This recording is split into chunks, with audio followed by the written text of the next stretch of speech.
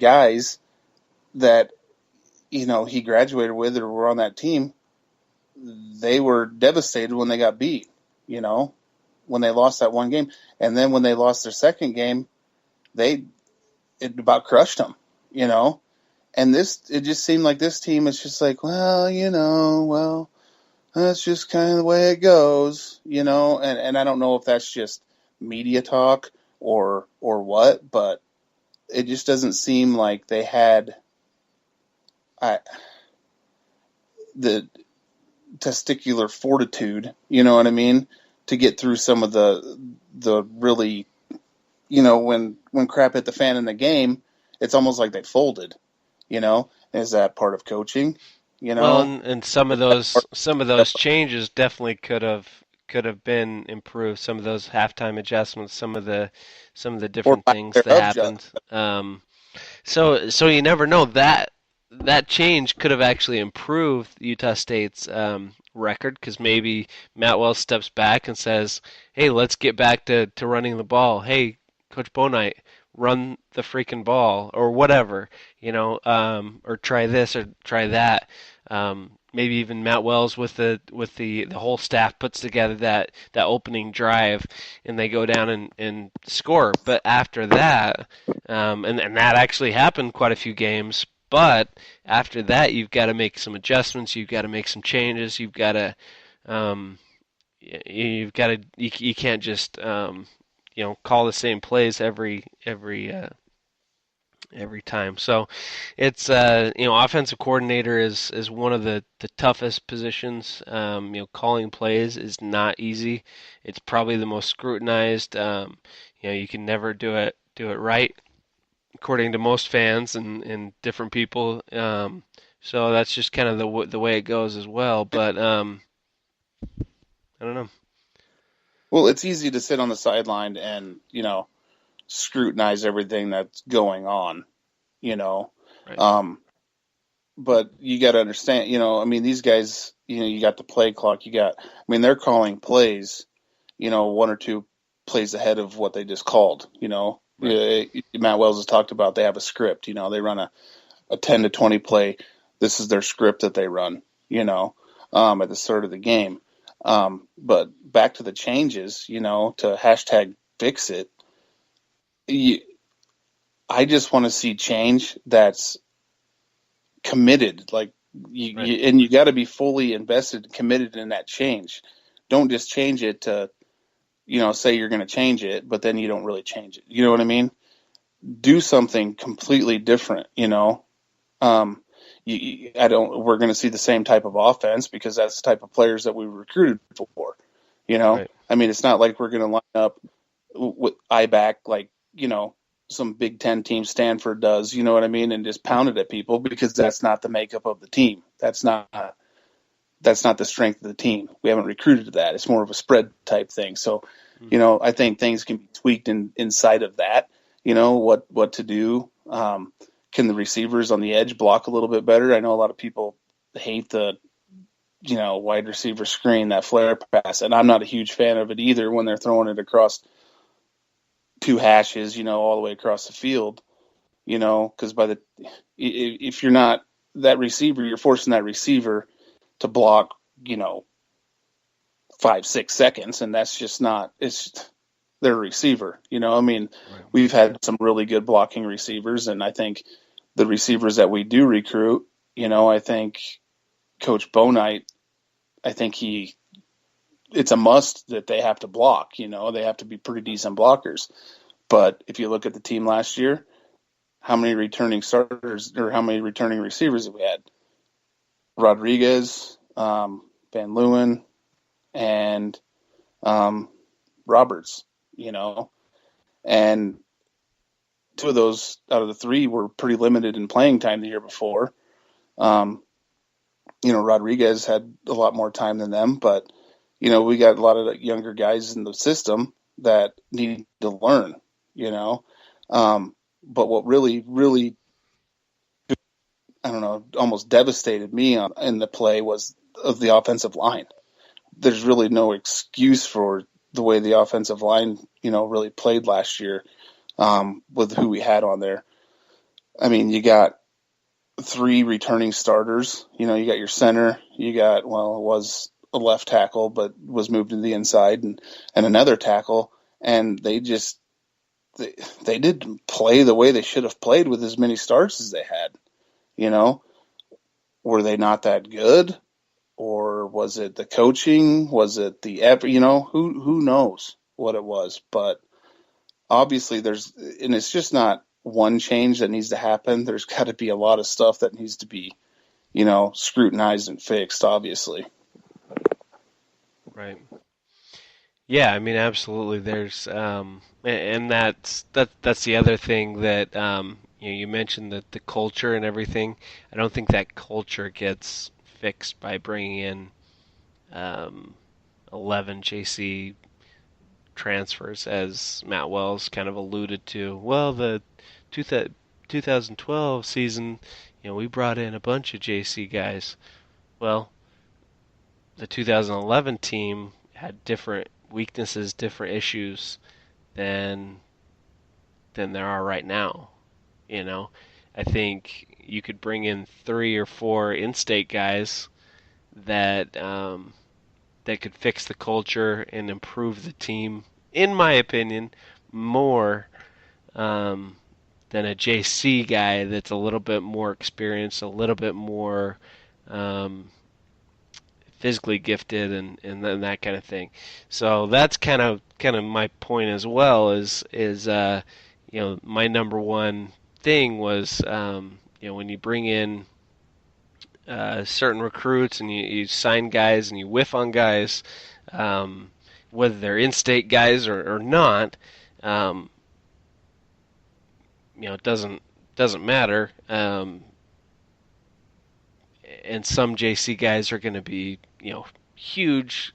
Some JC guys are going to be the key. To one of the some of the most important players that come in next year. I'm not against JC guys, but it seems like what needs to happen to hashtag fix it has more to do with the type of players that are in the program than the talent of the players that are in the program. Am I off base there? Is No, that absolutely. not obvious? I mean, I just don't I don't understand how everyone can't see that, I guess. No, I mean, absolutely not. And I mean, you're not going to get a Facker all the time or a Bobby Wagner all the time or, a Nick Vigil or a Zach Vigil. These guys that turn into absolute, you know, legends, at their school pretty much that had no offers from other schools. That's not going to happen very often. They got really lucky for a stretch there that they came up with a few, but they still need those types of players. They still need the people that are just angry because they got overlooked or, that won't concede. They won't, it's not good enough, and not accept to lose. I mean, you're not going to, obviously it's hard to become bowl eligible, let alone win every single game, but you got to honestly believe that you're going to win every game. Right. And, you hear it from people and you hear it from the players. Well, we expected to go in and win. Did you? Where was the effort? And for me to believe that, you know what I mean? And it just seemed like there wasn't, I'd see flashes and it's like, okay, now this is what I expected, but it'd last like a quarter. It wouldn't last for Right. 4 quarters, and it just for whatever reason, it just couldn't sustain it, and it just really, I don't know, it's kind of demoralizing to watch, really, at times. Yeah, and sometimes you can see that on huddle tape. Sometimes you can't. You're not always going to see if a guy works his butt off and never takes a rep off. Um, you know, Sometimes you can tell pretty well from huddle. Sometimes you can't. Sometimes you can watch a whole game, and that obviously is easier. Watch multiple games, it's you can obviously tell more. Some of these high school guys, some of these in-state guys. The reason why I feel so strongly about some of these guys is I've watched hundreds of reps in camps. I've talked to multiple coaches about them. I've talked to multiple coaches from other places. I talked to a Southern Utah coach down there. Not to give too much information away, obviously, but I talked to a college coach, an FCS coach at the state championship games. They were there watching. I talked to a JC coach that was there watching the games, picked his brain and got some information from him, and he honestly said there's an offensive lineman that would be the best offensive lineman on his offensive line right now.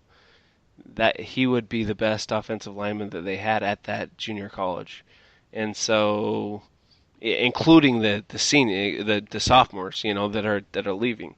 So, that guy doesn't have an offer from Utah State. I would think that should be fixed.